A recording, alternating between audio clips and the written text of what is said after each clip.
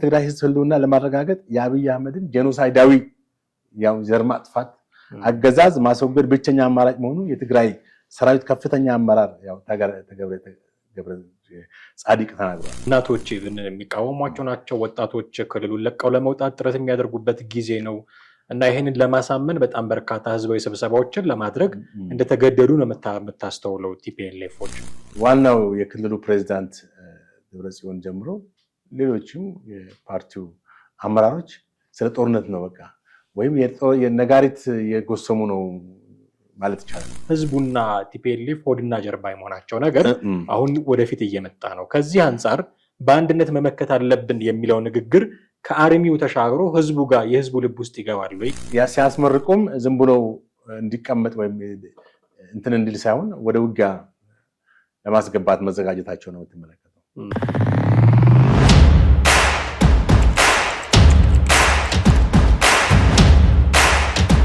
ሰላም ጤና ይስጥልን። እንዴት አላችሁ ውድ ቤተሰቦቻችን? ይህ ዘኢትዮጵያ ነው። አብራችሁን በመቆየት የዛሬውን ፕሮግራማችንን ተከታተሉን ዘንድ የምንጋብዛችሁ ጥላሁን አክሊሉና አማሃ ደገፋንን።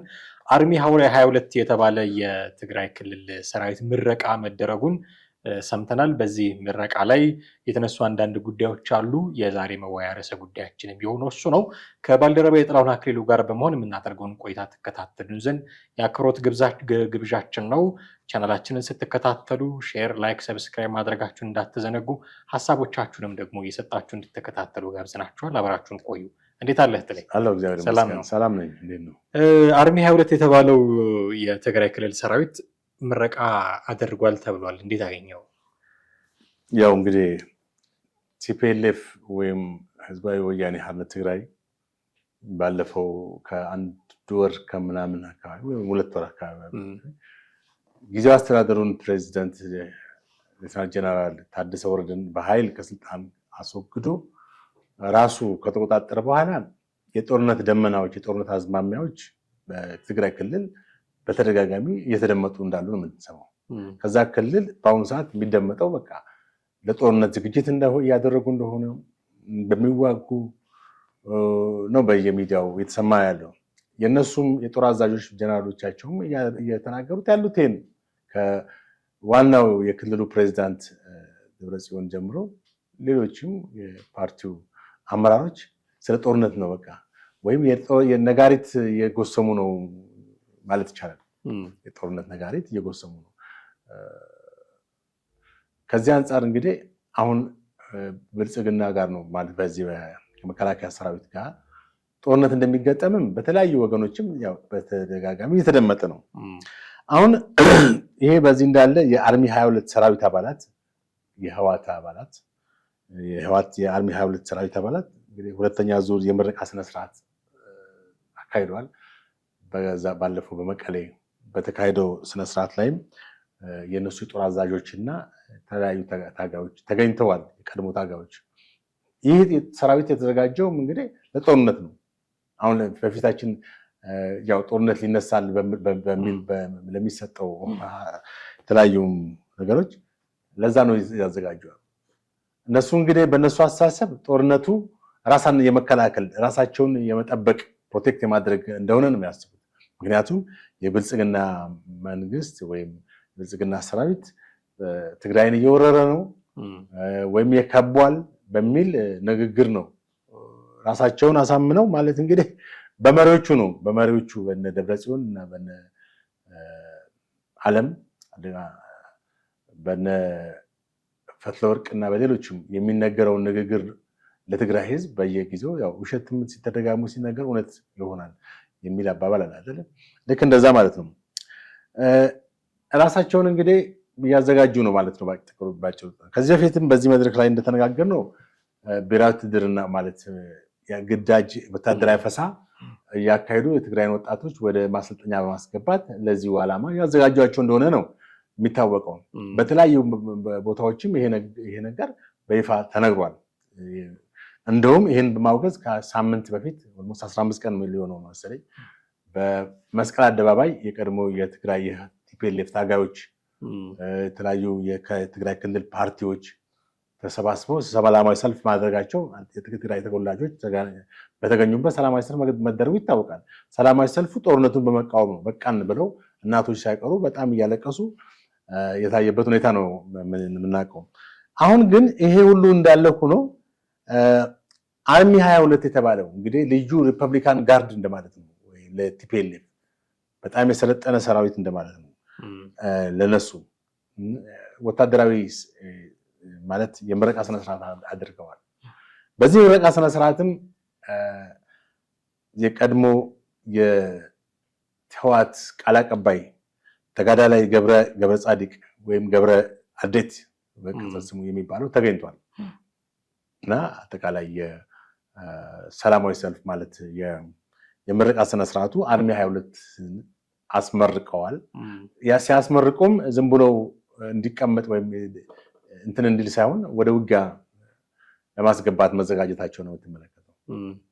እዚህ ምረቃ ስነ ስርዓት ላይ አሁን አንተ ያነሳኸው የቀድሞ ቃል አቀባይ ገብረ ጻዲቅ መልእክት አስተላልፈዋል እና የምረቃ ስነ ስርዓቱ አንድምታዎች አሉት፣ ለጦርነት መዘጋጀታቸውን ያሳያል። ብዙ ነገሮች ውስጡ ልናወራ እንችላለን፣ ግን ከተናገሩት ነገር መነሳት ጥሩ ነው በሚል ምን አስተዋልክ? ገብረ ጻዲቅ ያስተላለፉት አንድምታዎቹ ምንድን ናቸው የሚለው ጥቂት ብንዳስስ። እኚህ የቀድሞ ታጋይ ገብረ ጻዲቅ እንግዲህ ብዙውን ጊዜ ምናልባት እናስታውሳለን፣ የዛሬ 4 ዓመት ጦርነቱ ሲካሄድ ልክ በዋነኝነት በሚዲያ የሚቀረበ የሚናገር እሱ ነበረ። በዚህም ጊዜም ትግራይን ሰራዊት ማለት ቲፒኤልኤፍ እንደሚያሸንፍ ጽግና እንደሚደፈደም ማለት መከላከያ ሰራዊቱ እንደሚሸነፍ ነበር ተደጋግሞ ሲናገሩ የነበረው። እንደውም ጦርነቱ ራሱ እየተካሄደ ያለ ቲፒኤልኤፍ መሸነፉ በአደባባይ እየታየ ሁሉ ሰውየው መግለጫ ይሰጥ እንደነበረ ታስታውሳለህ። በዚህ ሁኔታ ላይ አንዳንድ ሰዎች በኢራቅ ጦርነት ወቅት አሜሪካና ኢራቅ በ2003 እንደ አውሮፓ አቆጣጠር በተዋጉበት ወቅት የኢራቅ ማስታወቂያ ሚኒስትር ማን ነበር ስሙ? መሐመድ ሳይድ አልሻፊ የሚባል ሰው የአሜሪካ ሰራዊት የሚገርም ኢራቅን እየደበደበ ቀን ከሌት እየመታ በጦር ጀት በምን እየመታ እሱ የኢራቅ ሰራዊት ያሸንፋል ምናምን እያለ ይደሰኩር ነበር። እንደውም ኮሚካሊ ብለውት ነበር፣ ወይም ባግዳድ ቦምብ የሚልም ቅጽል ስም ነበረው ኮሚካሊ። እና ይህ ሰው የሚገርምህ እዚህ የተናገረ የአሜሪካን ታንኮች ይገቡ ነበር ከጀርባ በሲኤንኤን ቴሌቪዥን እዛን ጊዜ ሲያሳይ እዛ ከኋላው እንትን እያለ እዚህ ጋር መግለጫ ይሰጥ ነበር። ማለት የአሜሪካ ሰራዊት እየተደበደበ እንደሆነ የኢራቅ እንትን እያሸነፈ እንደሆነ ባግዳድ ተቆጣጥሮት ባለበት ሁኔታ ይሄም ሰውዬ እንደ ኬሚካል አሊ አይነት ተደርጎ ተወስዶ ነበር። ተጋዳላይ ገብረ ጻዲቅ ኮሚኩ ገብሬ የሚል እና አሁንም እንግዲህ ለ4 ዓመት ያክል ተሰውሮ በዚህ በጦርነቱ መሃል በቀደም በዚህ በአርሚ 22 በአርሚ 22 የምረቃ ስነ ስርዓት ላይ ተገኝቷል። እና የትግራይ ምንድነው ያለው? የትግራይ ህዝብ ህልውና ለማረጋገጥ የአብይ አህመድን ጄኖሳይዳዊ ያው ዘር ማጥፋት አገዛዝ ማስወገድ ብቸኛ አማራጭ መሆኑ የትግራይ ሰራዊት ከፍተኛ አመራር ያው ገብረ ጻዲቅ ተናግሯል። ያለን አማራጭ የአብይን ጄኖሳይዳዊ አገዛዝ ማስወገድ ነው በሚል በዚህ በምረቃ ስነ ስርዓቱ ላይ ተናግሯል። እንግዲህ ጦሩ ሰራዊቱን በማበረታታት ሰራዊቱን ድፍረት በመስጠት ነው ንግግር ያካሄደው በአብዛኛው። በዚህም ጊዜ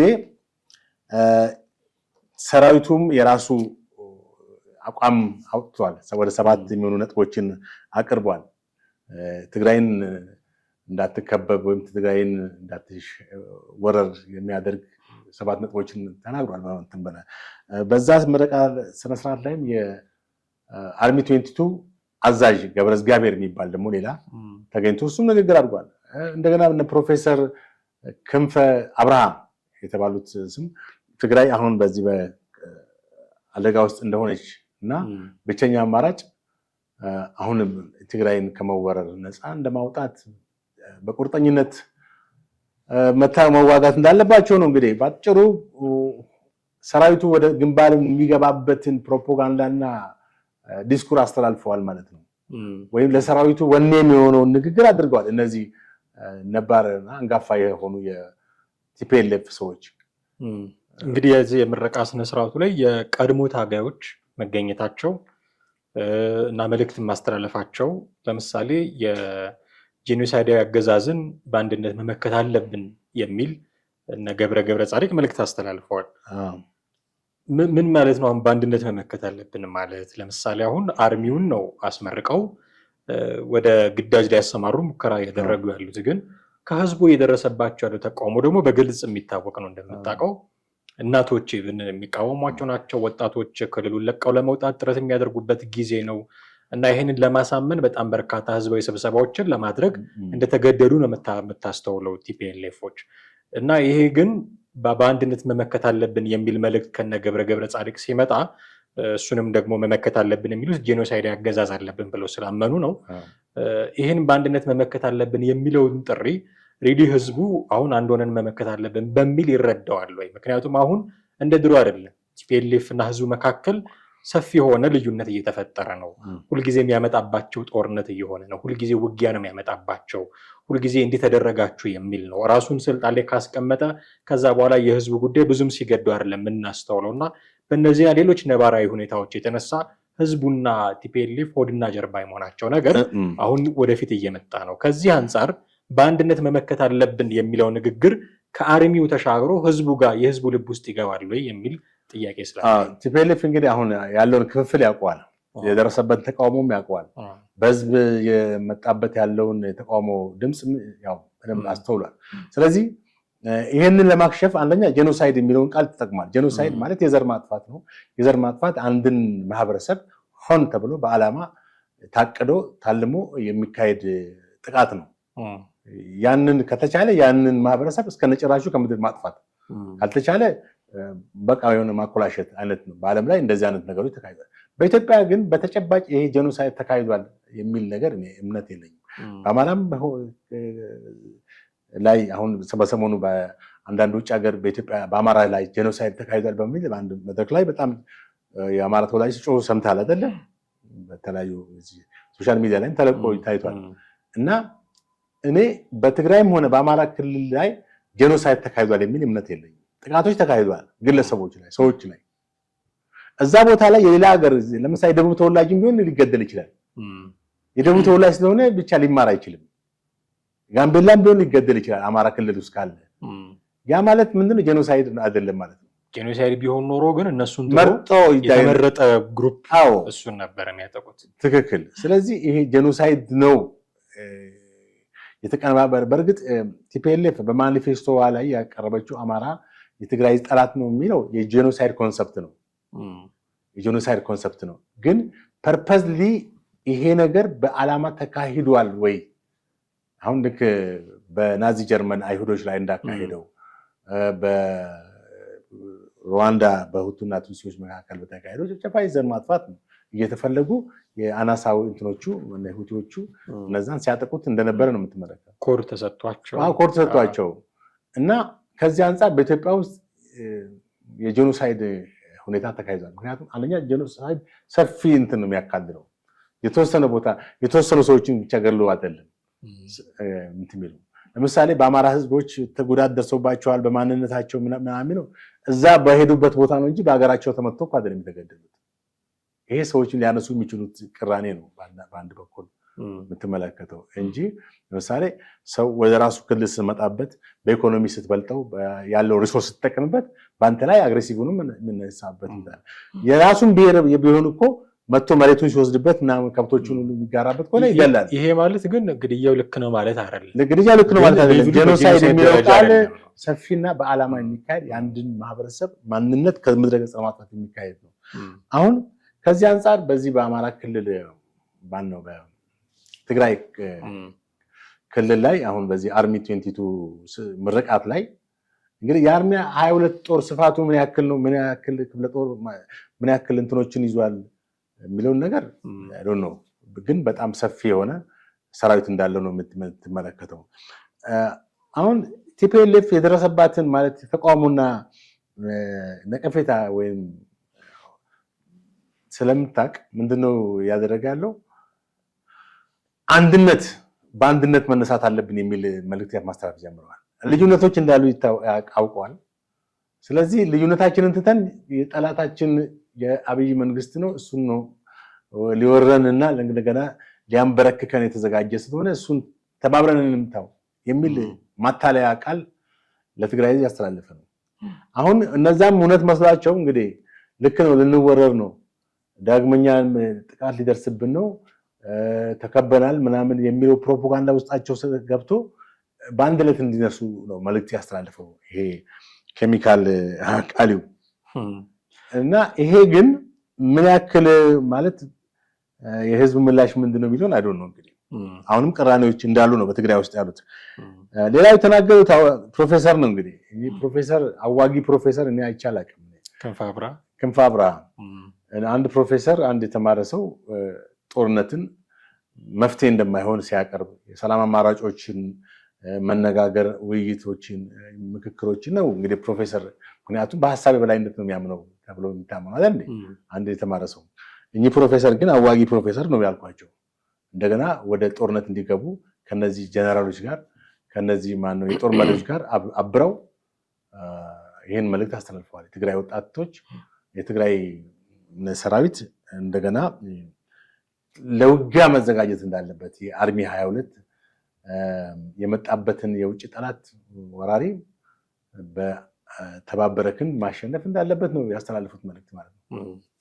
የተመራቂ ሰራዊቱን መንፈስ ማየት ደግሞ ምናልባት መውጫ ጉዳያችን ሊሆን ይችላል። እሱን ማየትን ደግሞ አንድ ጉዳይ ይመስለኛል። ምክንያቱም አሁን አስመርቀሃል፣ አሰልጥነሃል እና ለግዳጅ አሰማርተሃል ማለት ይሄ ያሰማራኸው ሰራዊት ሄዶ በቀጥታ ውጤት ያመጣል ማለት አይደለም። የሆነ ጦርነት ጀስት ኮዝ ይፈልጋል። ጦርነት ለመደረግ እንዲሁ የበላይ አለቆች ተገደህ የምታደርገው ጦርነት ያን ያህል ለውጥ ወይ ደግሞ ውጤት የሚያመጣ አይደለም። ሰራዊቱ መንፈሱ ምን ይመስላል? የምዋጋለት አሁን ኮዝ አለኝ ብሎ ያምናል ወይም ከምረቃው ድባብ ተነስተን ይህን መገምገም እንችላለን ብዬ ስላሰብኩ ነው። እና ምንድን ነው የሚመስለው መንፈሱ? ተዋግቼ ማስጠብቀው የስጋት አለኝ ወይ? ተዋግቼ የማስቀረው የህዝቤን ጥቅም የማስጠብቀው የህዝብ ጥቅም አለኝ ብሎ ያምናል ወይ? ይሄ ካልሆነ ማስመረቁም እነ ፕሮፌሰሮቹም መጥተው ንግግር ማድረጋቸው በባዶ ድንጋይ ላይ ውሃ ከማፍሰስ ውጭ ለውጥ ትርጉም ላይኖረው ስለሚችል መንፈሱ ምንድን ነው የሚመስለው? ጥሩ ተመልከት። አሁን ህወሓት በፕሮፓጋንዳ ታምናለች። በሚነገሩ ንግግሮች የሰዎች አእምሮ እንደሚቀየር ታምናለች። ጥንት በደርግ ጊዜ በጫካም እያለች በፕሮፓጋንዳ በጣም የተካነች ነች።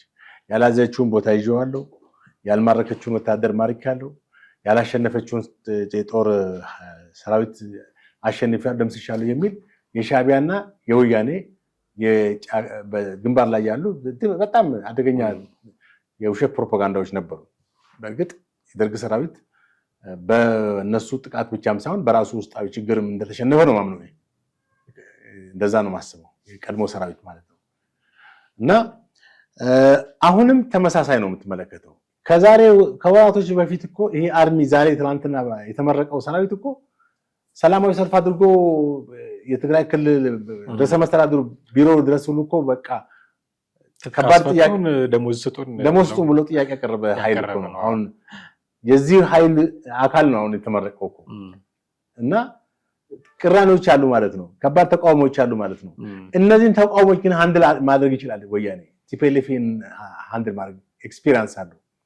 በቃ የተነሳበትን ተቃውሞ በፕሮፓጋንዳ አብዛኛው ያው የአንድ ማህበረሰብ ህዝብ ስለሆነም አብዛኛው መግለጫዎች የሚሰጡት በትግርኛ ነው እና ያንን ደግሞ እውነት አድርጎ ነው የሚያቀርበው። ለምሳሌ ይሄ መከላከያው ከዚህ በፊት በትግራይ ውስጥ ጄኖሳይድ እንዳደረገ በማሳመን አሁንም ተመሳሳይ ነገር ሊካሄድ ነው በሚል ነው የሚያሳምነው። አንደኛ የዚህን የአርሚ 22ን ጥያቄ መልሷል። ምንድነው የመለሰው? ህዝቡን አስርቦ ለነሱ ደሞዝ ከፍሏል። ለነሱ የሚገባቸውን ነገሮች አድርጓል። ታጣቂ ለህልውና አደጋ ሊያመጣ ስለሚችል የጠየቁትን ጥያቄ መልሷል። ጥቅማ ጥቅሞችን ሰጥቷቸዋል። ለምሳሌ መሬት ይሁን የአንዳንድ ጉዳይ ነገሮች ይሁን ቦታም ቢሆን ሰጥቷቸዋል። ከዛ በተረፈ ደግሞ አሁን እነዚህን እንትን በስነ ልቦና ማኔጅ አድርጓቸዋል። ማይንዳቸውን ሴት አድርጓል። ገብተዋል።